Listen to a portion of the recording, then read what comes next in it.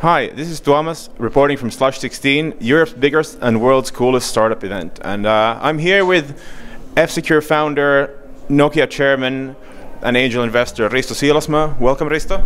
Thank you, it's good to be here. Okay, so Risto, as both an investor and an entrepreneur, you're pretty much the personification of what this awesome event is really about. How would you say that the startup culture and Slush itself has changed over the last 5 years? Well, perhaps not during the last 5 years that much, but during the last 15, it has come pretty much from 0 to 100.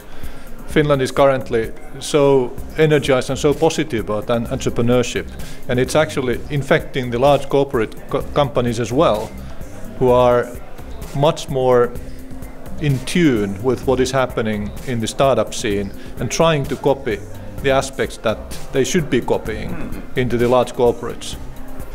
So let's talk a bit about digital health, because today you are in a digital health panel. What is the future of digital health? Well, let me point out two aspects of that. The first one is I quoted a story about an old Chinese village today where the healthy people paid the village doctor, and the people who went to the doctor with sickness didn't have to pay anything. So the idea was that even in those early days, some people understood the importance of the right incentive structure. The healthy people should be paying so that they stay healthy. The sick people shouldn't pay anything. So it's a sea change in how we think about healthcare. It's about promoting and maintaining health rather than treating sickness. And that will turn the approach completely around 180 degrees for the healthcare professionals. And one way we can enable this change is through new digital technology. And let me just give you an example. 1 out of every 3 people in the Western world will have hypertension. 1 out of 3 is pre-hypertension, i.e. high blood pressure. And that can lead to an early death for many of these individuals, or pretty much all of them to some extent. Just with measuring your blood pressure on a regular basis and then reacting to it when it starts to behave in a dangerous way through making changes to your lifestyle, you can pretty much eliminate the early deaths due to hypertension. And we have shown in a clinical study where we gave 3,000 people a Nokia Withings blood pressure monitor, that with that easy-to-use device, which is fun to use and not a bother, the control ratio climbed from the normal average of about 50% to 86%. And that change means that for the people involved, the likelihood of suffering a deadly attack caused by hypertension halves.